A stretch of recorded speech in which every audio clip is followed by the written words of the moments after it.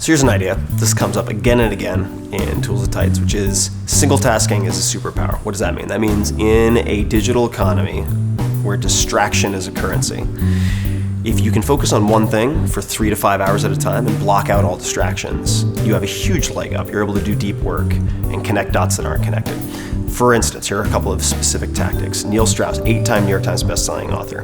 When he writes, he uses an app called Freedom, which blocks you from having access to Wi-Fi, or the internet for that matter. You're unable to access the internet. And that will force him to batch all of the items he needs to research into one document, and he'll do all of his research at one time, as opposed to task switching. That is where most people kill themselves and lose the race. So, freedom. The next one would be blocking out periods of time in your calendar. Ramit Sethi, who built a mega multi-million-dollar business out of a tiny blog, sets out, I think it is 3 to 5 hours every Wednesday for learning. I do the same thing, but I label it creation, and it's blocked out in my calendar. For me, it's 9 a.m. to 1 p.m. on Wednesdays, and I defend that just as I would a conference call or a meeting or anything else.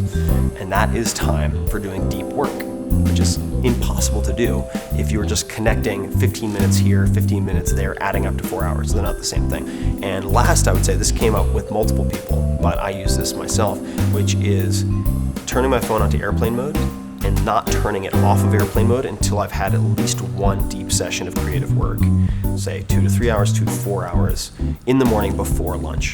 And then I turn my phone on to accept the flood of interruptions and everyone else's agenda for my time.